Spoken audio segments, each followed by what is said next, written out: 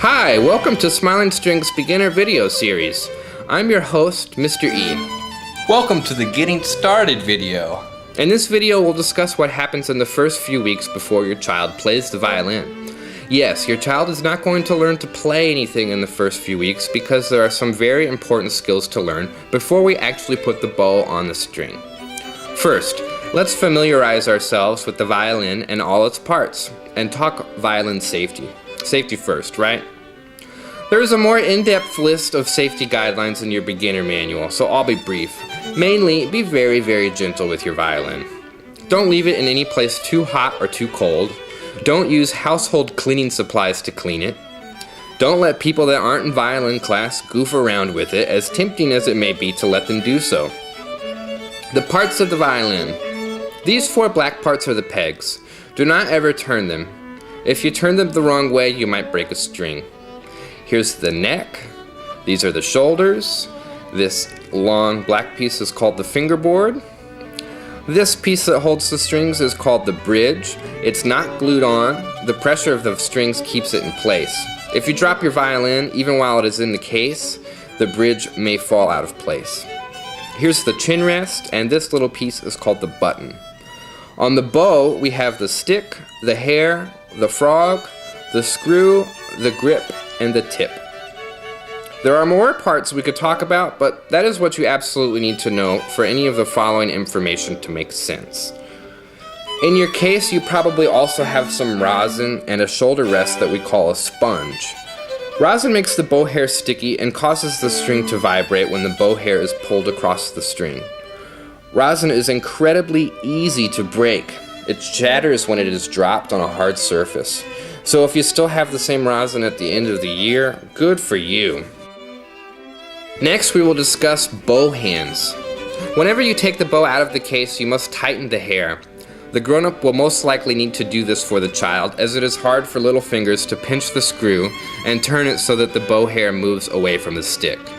Never tighten the hair so much that the bow loses its arch or curve.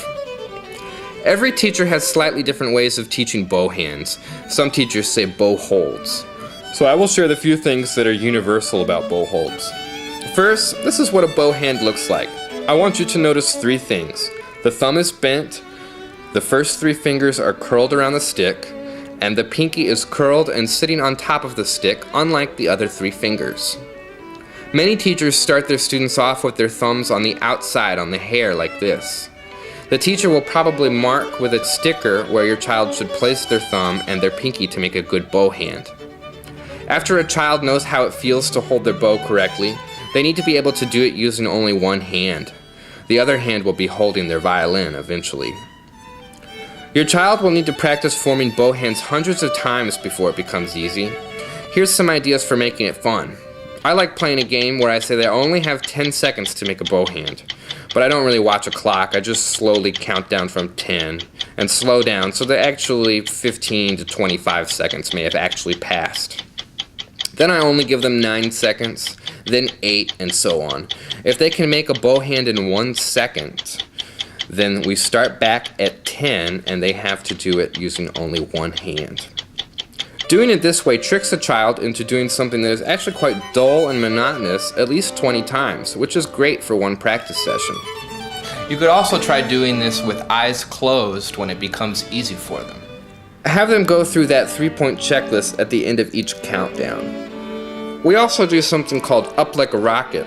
It's a little song that has some choreography. 5, 4, 3, 2, 1. Up like a rocket ship, down like the rain. Back and forth like a choo-choo train, round and round like the great big sun. Put it on your head, check your pinky and your thumb. If your child can make it through the song and its choreography with a good bow hand, try adding a bottle cap to the tip of the bow and see if they can make it through the song with the cap on the tip of their bow. You could also try using a Dixie cup. Now the violin and left hand. Before we talk about what to practice with the violin, let me show you how to make the violin ready for practice. You need to take the sponge and, using rubber bands, strap the sponge to the back of the violin so that the skinny part is under the chin rest. In week 1, we learn to stand with our violins in rest position like this. Looks kind of easy, but it can be difficult. Notice how the violin is on the right side of the body with the bridge pointing out. The neck of the violin is pointing up towards the ceiling a little bit. You can practice doing this with countdown races like with bow hands. The easier holding the violin and standing still like this is, the easier the next few steps are. The next step is practicing what I like to call the violin salute. This can also be tricky from a coordination standpoint. The child reaches across the body with his or her left hand and takes the violin by the violin's shoulder. You will see that this needs to be practiced independently. Reaching across the body and then lifting out away is kind of tricky for some. When that looks easy and automatic, we will practice placing the violin on the shoulder and dropping the chin into the chin rest. Your teacher may want your kid to guide the violin onto their shoulder by placing their right hand on the button, but maybe not. The important thing is that the violin is parallel to the floor and not sitting on the player's chest, but on their shoulder. If we can make a good bow hand, put our violin on our shoulder, Do each of these with only one hand. then we are ready for some songs.